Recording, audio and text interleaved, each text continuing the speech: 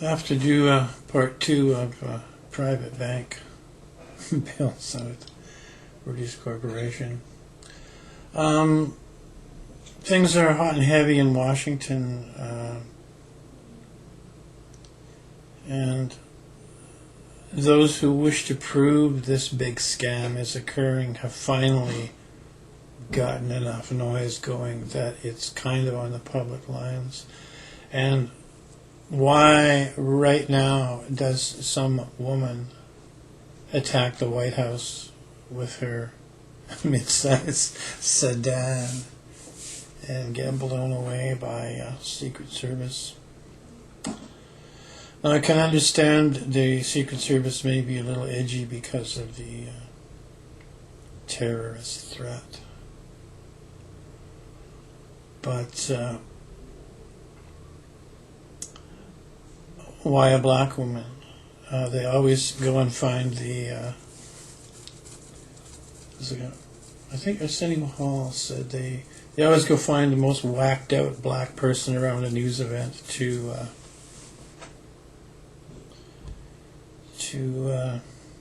interview. I started noticing that's true. And I'm saying black person instead of African American because I spent 30 years in rhythm and blues bands with black people, and they're black people to themselves and to me. And they've been a major part of my upbringing, and I love them, and I love their music. So don't send me any comments about that. That was a distraction.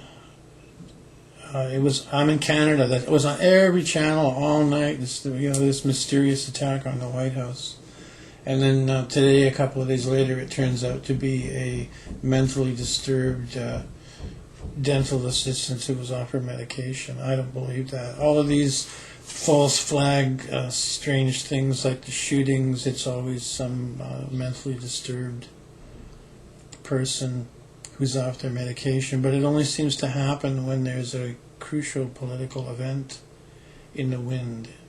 You never see, as I've said, somebody rush into a butcher shop and just randomly shoot a butcher because he's off his medication and mentally disturbed. So those who profit from the suppression of the people and the tax slaves put something like that out, and for those who are not too awake, they watch that and hopefully don't realize that there is some kind of big fight going on in the Capitol building. And the fight is not over Obamacare or not. Actually, this is the chink in the armor that's being used to reveal the fact that United States of America Corporation is broke because all the money's going overseas. And every time that happens, the Federal Reserve, which is a 100-year-old private institution, prints a bunch of paper money, which has no gold to back it up. And not enough in an American economy to back it up, to fill the holes so that everybody keeps getting their check and they keep quiet about it.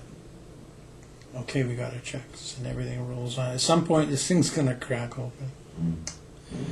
And that's what's being attempted now. This is one of the first axe blows into a chink. And in the future, there may be some tough times if this can be brought out and corrected. There may be, who knows, 1 year, 2 years, 3 years, 5 years of readjustment where things might be tough for everyone. And what I'm going to suggest is that you guys learn how to be neighbors to each other again and take care of each other. There seems to be enough resources to go around.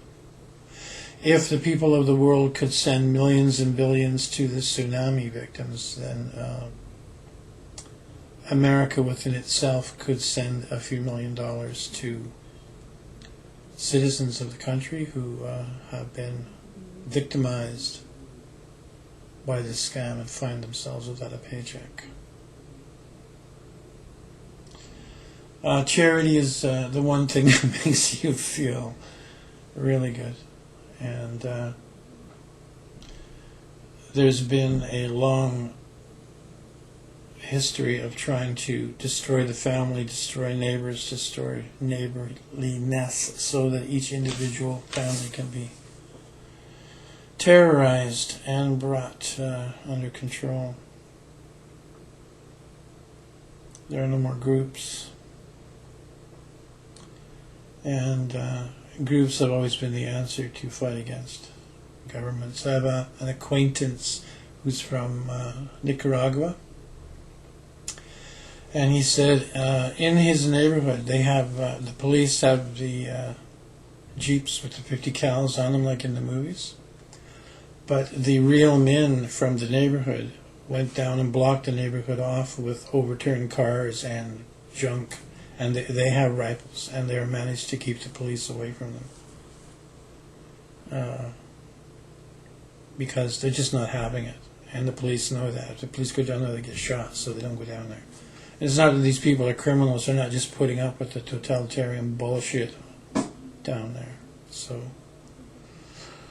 that's what I mean by group.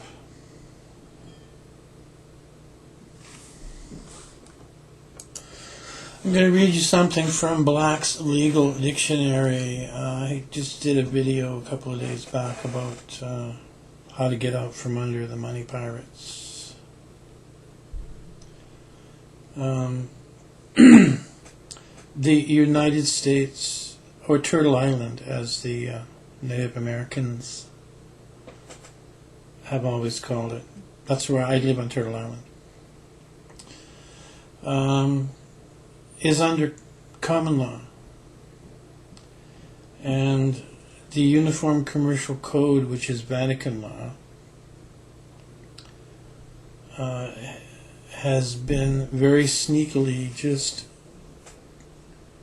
pushed right up against common law. And you grow up in the culture seeing police with guns and judges with black robes in jails and think, oh, that's for the criminals. But this is to keep you in line. Pay your taxes, business license, pay your money. Want a passport, pay your money. Want to do anything, change your house, pay your money. It's all about money.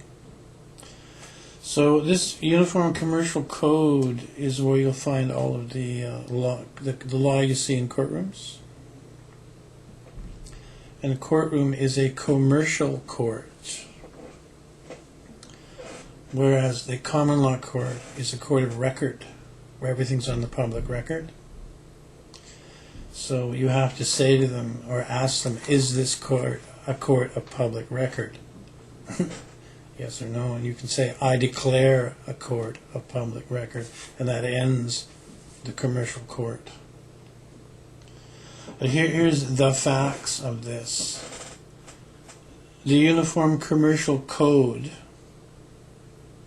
is complementary to the common law, which remains in force, except were displaced by the code. A statute of the Uniform Commercial Code should be construed in harmony with the common law unless there is a clear legislative intent to abrogate, which means to undermine the common law.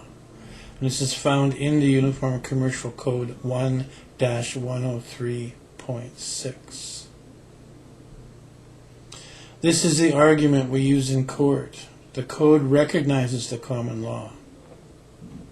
If it did not recognize the common law, the government would have had to admit that the United States is bankrupt and is completely owned by its creditors. But it is not expedient to admit this, so the code was written so as not to abolish the common law entirely. Therefore, if you have made a sufficient, timely, and explicit reservation of your rights at Uniform Commercial Code 1-207, You may then insist that the statutes be construed in harmony with the common law.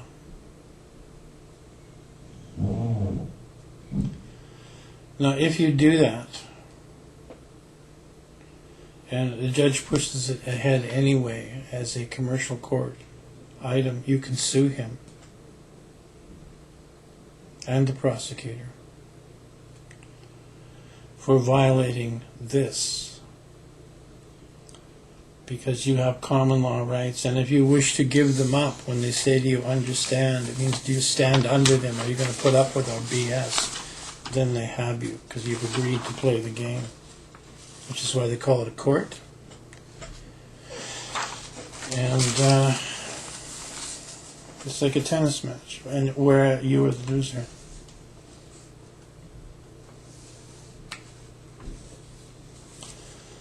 And you want to become familiar with this, because you have to actually know what it means, or they won't let you use it.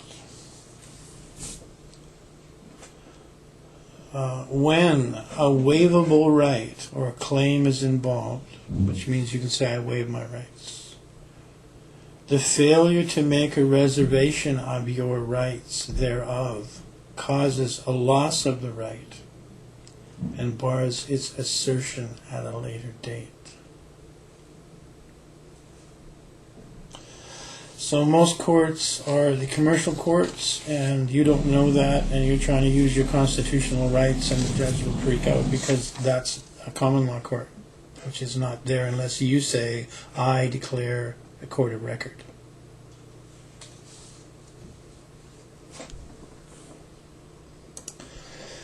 Now, why I'm telling you this is I want you people to start using this to get out from under this stuff, and you're going to have to learn this and use it, because you have a right to use it. Doesn't mean you're bad.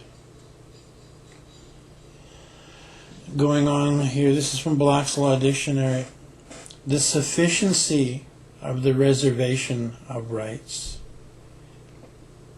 Any expression indicating an intention to reserve rights is sufficient, such as without prejudice, Uniform Commercial Code 1-207.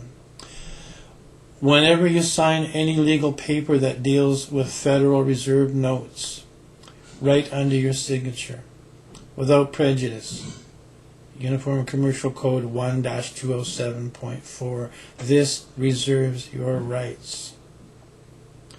You can show at UCC 1-207-4 that you have sufficiently reserved your rights. When you use without prejudice UCC 1-207 in connection with your signature, you are saying, I reserve my right not to be compelled to perform under any contract or commercial agreement that I did not enter knowingly, voluntarily, and intentionally. I do not accept the liability of the compelled benefit of any unrevealed contract or commercial agreement. What is the compelled performance of an unrevealed commercial agreement? When you use Federal Reserve notes instead of silver dollars, is it voluntary? No, there is no lawful money or alternative. So you have to use Federal Reserve notes. You have to accept the benefit. The government has given you the benefit to discharge your debts with limited liability, and you don't have to pay your debts. How nice they are. But if you did not reserve your rights under 1-207, you are compelled to accept the benefit and are therefore obliged to obey every statute, ordinance, and regulation of the government at all levels of the government, federal, state, and local.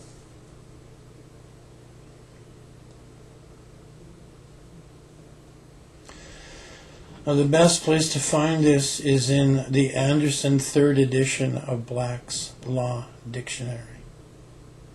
Anderson is broken down with decimals into 10 parts, and most importantly, it is written in plain English.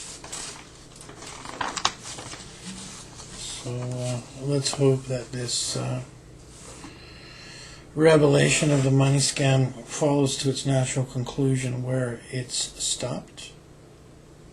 I'm not advocating people go to jail. We just should be stopped, give amnesty to all those involved and say you shouldn't have done it, just go away, we want to get on with having a better planet.